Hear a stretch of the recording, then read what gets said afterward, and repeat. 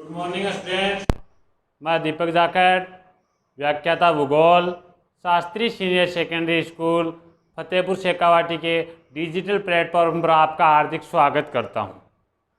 बच्चों, हम आज की कक्षा में पढ़ेंगे अध्याय नंबर 15 संसाधनों का वर्गीकरण, संरक्षण एवं पोषणीय विकास। हम बात करते हैं सबसे पहले संसाधन कहते किसे हैं। संसाधन कहते किसे हैं? वे सभी पदार्थ या फिर वे सभी वस्तुएं जो मानव के लिए उपयोगी होती हैं, मानव के दैनिक जीवन में काम आने वाले होते हैं, वे सभी संसाधन कहलाते हैं। जैसे आपके हाथ में अब जो ये मोबाइल है, ये एक संसाधन है। ये चौक एक संसाधन है। आपकी जो पुस्तक है वो एक संसाधन है। ये जो बोर्ड है आपके सामने वो एक संसाधन है। तो ये सभी क्या हैं? संसाधन है।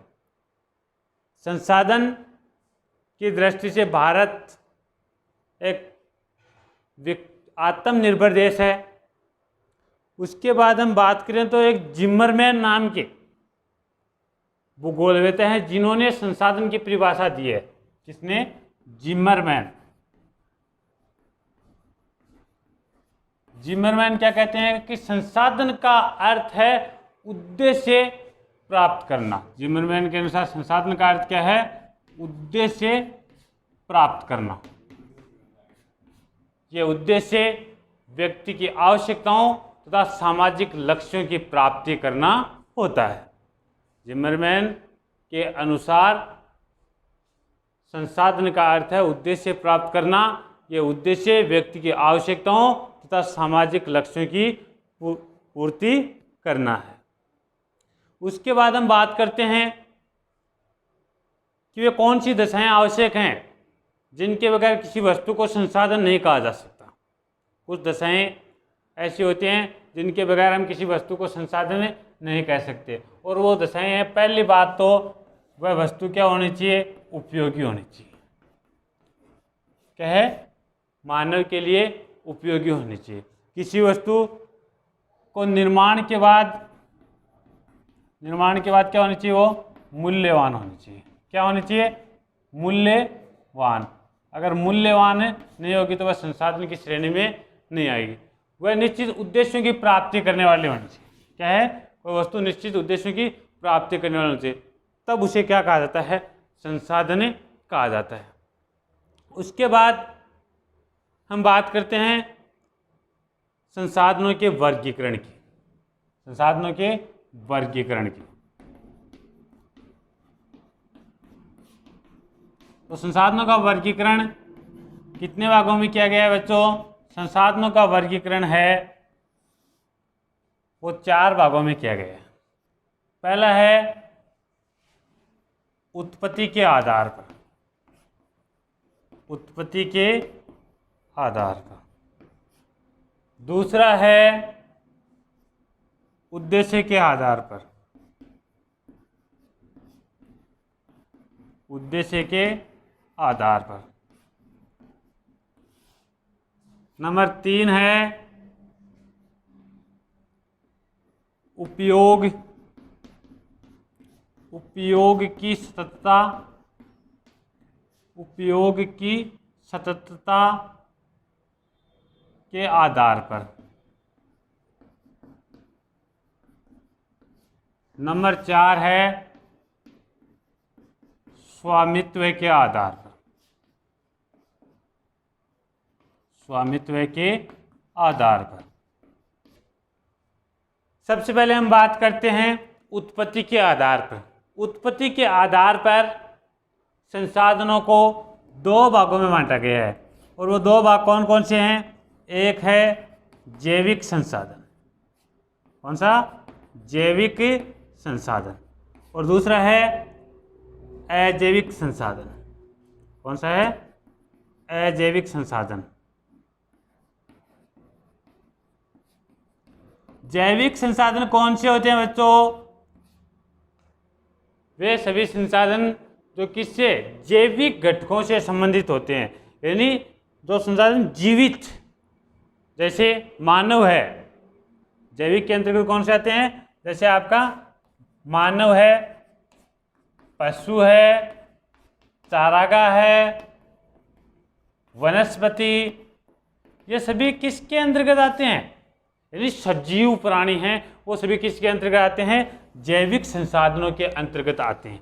और जो निर्जीव हैं वे सभी संसाधन जो अजैविक घटकों से संबंधित यानी निर्जीव से संबंधित होते हैं वो किसके अंतर्गत आते हैं? अजैविक संसाधनों के अंतर्गत। जैसे भूमि,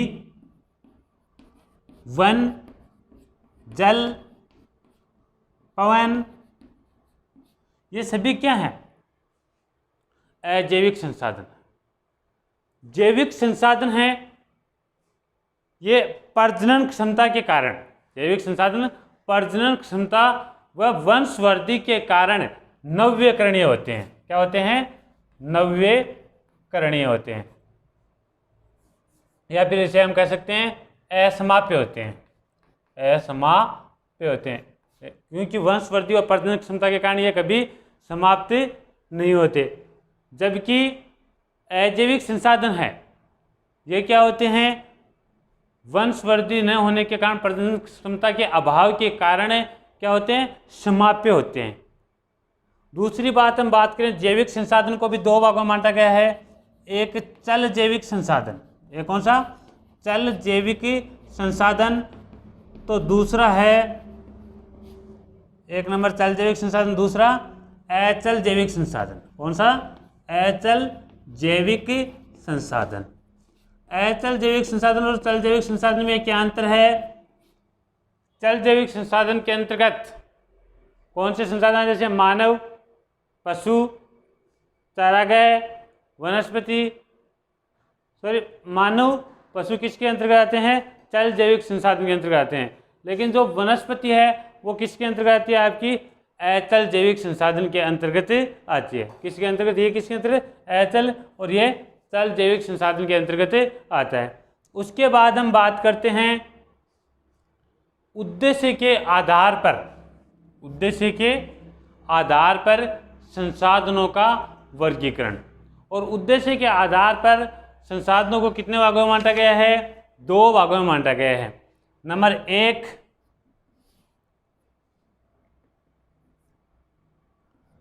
एक है ऊर्जा शक्ति संसाधन।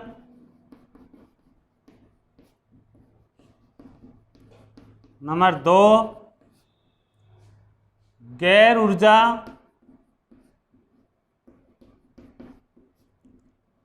शक्ति संसाधन। गैर ऊर्जा शक्ति संसाधन। ऊर्जा शक्ति संसाधन और कौन सा? गैर ऊर्जा शक्ति संसाधन। ऊर्जा शक्ति संसाधन यानी कि जिन खनिजों से हमें क्या प्राप्त होती है, या जिन संसाधनों से हमें क्या प्राप्त होती है? ऊर्जा प्राप्त होती है। जैसे ऊर्जा किन से प्राप्त होती है? पेट्रोलियम, प्राकृतिक गैस, सौर ऊर्जा, पवन ऊर्जा, बायोगैस, ज्वारीय ऊर्जा, इन सब से क्या है? ऊर्जा प्राप्त होती है। इनको भी दो भागों में बांटा गया है, यानी ऊर्जा शक्ति संसाधन को भी कितने भागों में बांटा गया है? दो भागों में बांटा गया है। एक है परंपरागत ऊर्जा संसाधन और दूसरा है गैर परंपरागत। कौन सा है? गैर परंपरागत ऊर्जा संसाधन। एक है परंपरागत, एक है गैर परंपरागत ऊर्जा संसाधन। परंपरागत यानी वे संसाधन जो प्राचीन समय से चले आ रहे हैं, जैसे कोयला, पेट्रोलियम, जल विद्युत, परमाणु ऊर्जा,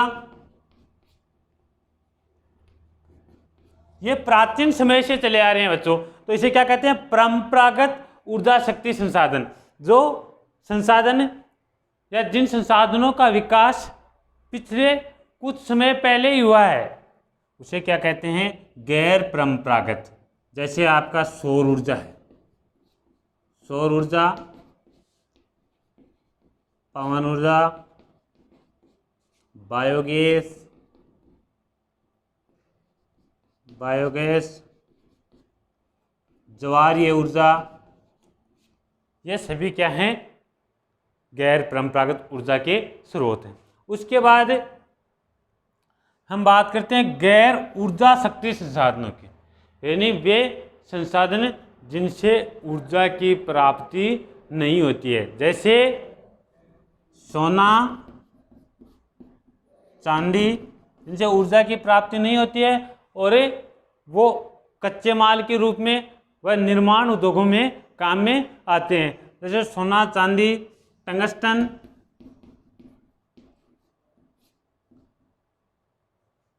तांबा, ये सभी क्या हैं, गैर ऊर्जा शक्ति संसाधन। उसके बाद हम बात करते हैं उपयोग की सततता के आधार पर संसाधनों का वर्गीकरण। तो उपयोग की सततता के आधार पर संसाधनों को कितने भागों में बांटा जा सकता है बच्चों?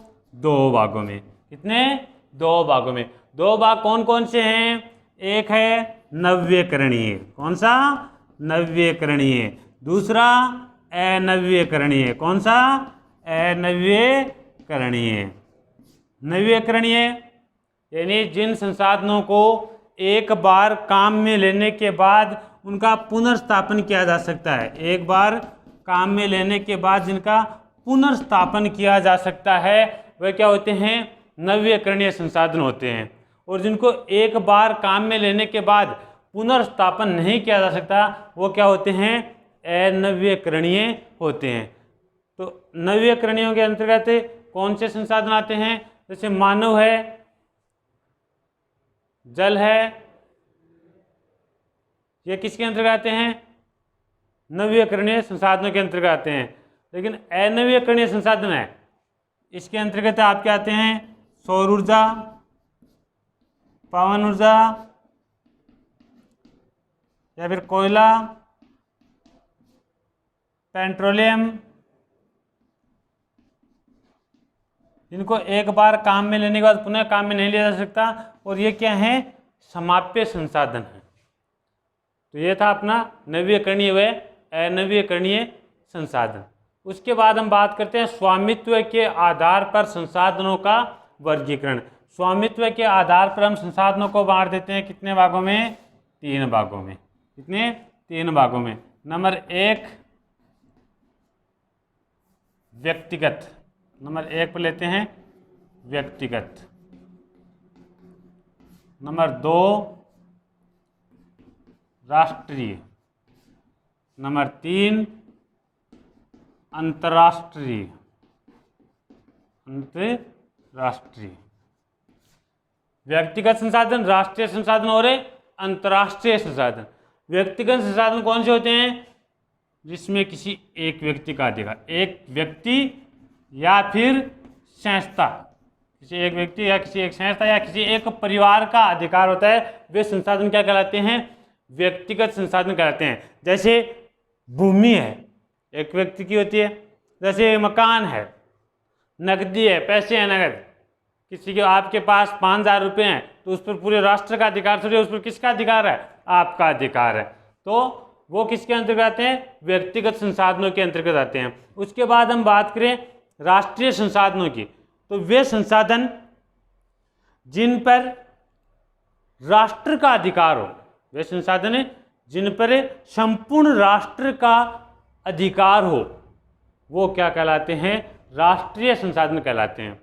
जैसे भूमि, भूमि का एक बड़ा क्षेत्र हो, या फिर वन, जिसे हम वन कह सकते हैं। वन, जल, खनिज, या फिर देश की सीमा के अंतर्गत आने वाला कोई, जैसे पेट्रोलियम पदार्थ है, प्राकृतिक गैस है, वो किसके अंतर्गत आते हैं? राष्ट्रीय संसाधनों के अंतर्गत आते हैं। उसके बाद हम बात करते हैं अंतर्राष्ट्रीय संसाधनों की, जिन पर किसका? संपूर्ण विश्व का अधिकार होता है। और संपूर्ण विश्व का अधिकार किन संसाधनों पर होता है? जो भौतिक या फिर जैविक संसाधनों पर।